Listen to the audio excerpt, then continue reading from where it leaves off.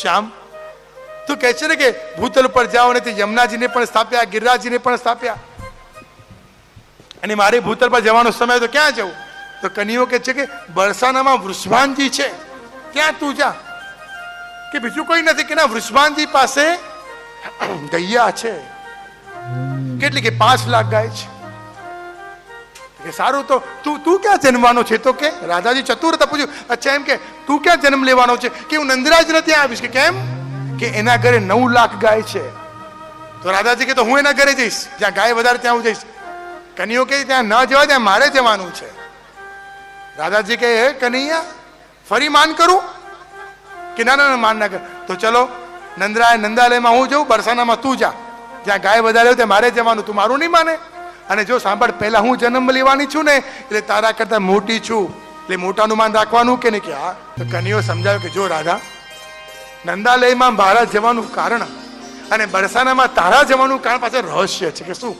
કે જો તું એક કન્યા તરીકે જઈશ કે હા, તું મને પ્રેમ કરે છે કે હા, અને પ્રેમ કરી એને વરવાનું હોય ક્યાં, અને વરીને ક્યાં રહેવાનું હોય?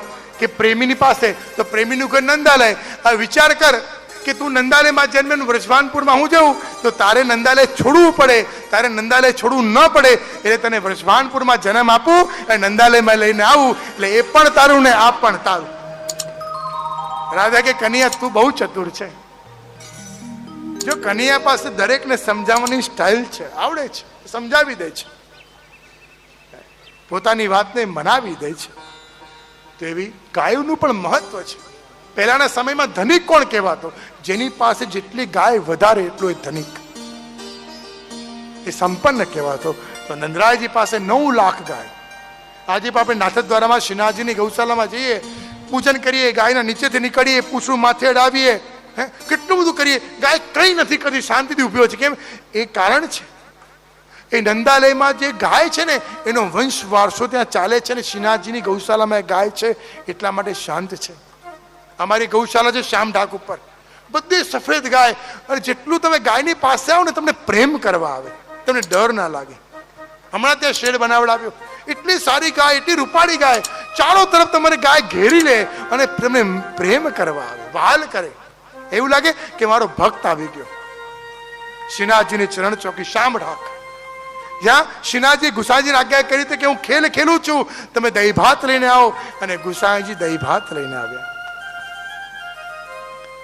અને ત્યાં દહીં ભાતની મટકી મૂકી તો ઠાકોરજી કે આ મટકીમાં નહીં, તમે ખોડામાં મને બેસાડો. પછી તો ખોડામાં બેસાડ્યા, પછી મટકી આપી. એમ મટકીથી હું નહીં કહું કે તમે મને ખોડામાં બેસાડો ને તમારા હાથે મને ખવડાવો, ત્યારે હું ખાઈશ.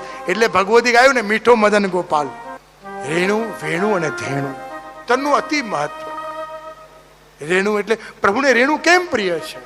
તો કે જ્યારે ગૌચારણ કરીને પ્રભુ ચાલતા હોય ને, ગાય આગળ પાછળ ચાલે, ઈત ગાય ઉત ગાય, ત્યારે રજ એક ખુરજ ઉડે અને પ્રભુના મસ્તક પર લાગે, ત્યારે પ્રભુ કહે જે મારું મેકઅપ કરીને આવે કેવા સુંદર લાગીએ.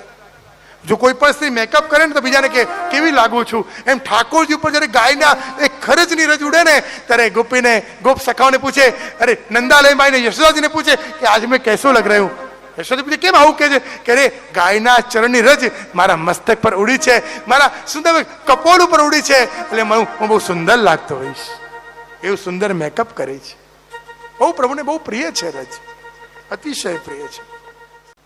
વેણુ વગર પ્રભુને ચાલે નહીં, એટલે કહ્યું ને કે વેણુને સ્વામીજીનું સ્વરૂપ બનાવ્યું છે. સ્વામીજી કહે કે મારે વેણુ સિદ્ધ થઈ જવું છે, કે પ્રભુને વેણુ વગર ચાલે નહીં, મારે પણ વેણુ થઈ જવું છે. આપ તો સરસ્વતી રૂપ હતા, પ્રભુએ બધા સાથે બોલવાનું બંધ કર્યું, એટલે સરસ્વતી સાથે બોલે તો સરસ્વતીને મનમાં અભિમાન આવે, ફરી મદ આવ્યું, અને મદ આવ્યું તો પ્રભુએ બોલવાનું બંધ કર્યું. બોલવાનું બંધ કર્યું તો તાપ થયો, ક્લેશ થયો, બળવા લાગ્યા, સુકાયેલી લાકડીની જેમ ભૂતલ પર પટકાયા. પ્રભુ હાથમાં લીધા તો સરસ્વતી જ્યારે પ્રભુ સ્પર્શ કરે ત્યારે વેણુનું રૂપ ધારણ કરે છે, વેણુ રૂપ બન્યા છે. અને રેણુ રજ, રજનું કેટલું મહત્વ. મુરરી પુષ્ય સંતુષ્યંતિ. જ્યારે પ્રભુને ખબર પડી કે આ મૂર નામના રાક્ષસે 16,000 કન્યાઓને બંધી બનાવી છે, અને યમુનાજીની ભીતરમાં તો પ્રભુએ રાક્ષસ સાથે યુદ્ધ કર્યું અને 16,000 કન્યાઓને મુક્ત કરી છે. કન્યાઓને કહ્યું કે હવે તમે મુક્ત થઈ ગઈ, જાઓ તમે.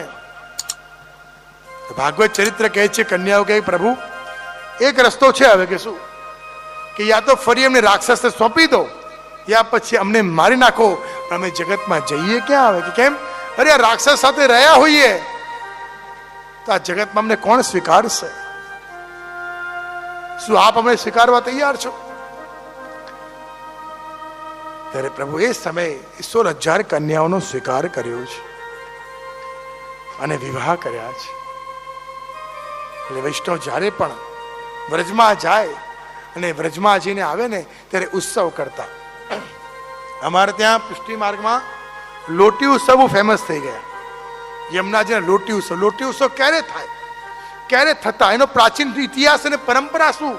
કે જ્યારે વૈષ્ણવ 40 દિવસની પરિક્રમા કરવા વ્રજમાં જાય તો વ્રજમાં જઈને બધી સ્થળીઓ પર ફરે અને આખી બધી સ્થળીઓ પર એક એક લીલા, એક એક નિકુંજ, એક એક ઘાટ, એક એક જગ્યાએ કુંડ પર સ્નાન કરીને બધી સ્થળીઓનું મહાત્મ્ય અને ફલ પ્રાપ્ત કરે અને યમુનાજીમાં નિયમ લે, યમુનાજીમાં નિયમ છોડે અને છેલ્લે યમુનાજી કહે કે અરે આટલું સુંદર ફળ તે પ્રાપ્ત કર્યું, તેને શું મળ્યું? કે પ્રભુ બધી લીલાના દર્શન થયા. કે દર્શન થયા પણ ચાલ આજે હું તારી સાથે આવું છું. એમ એ યમુનાજીની કાણીથી પરિક્રમા કરી ત્યારે યમુનાજી ભક્ત ઉપર પ્રસન્ન થાય ને કે હવે હું તારી સાથે તારા ઘરે આવું છું. કેવી રીતે? કે લોટી દ્વારા. ત્યારે ભક્ત જ્યારે યમુનાજીમાં નિયમનું વિસર્જન કરે ત્યારે ભાવથી લોટીજી ભરતા. લોટીજી ભરે ત્યારે એ લોટીજીને એ ઘરે આવતા અને ઘરે આવીને એ પરિક્રમા જે ફલીભૂત કરી એની યાત્રા સફળ થઈ છે એનો ઉત્સવ કરતા. કેવી રીતે કરે? વ્રજમાજીને મથુરાના પેડા કેટલા દિવસ ચાલે? રબડી કેટલા દિવસ ચાલે? કોઈ પણ પ્રસાદ મીઠાઈ કેટલા દિવસ ચાલે? ન ચાલે.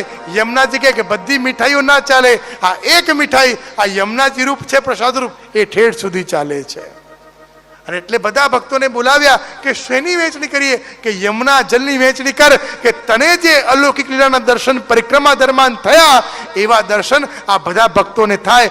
યમુનાજી એના ઉરમાં સમાય, એની ઉપર કૃપા કરે અને બધાને ફલ પ્રાપ્ત કરાવે. એટલે ઘરમાં લોટી ઉત્સવ કરવામાં આવતો.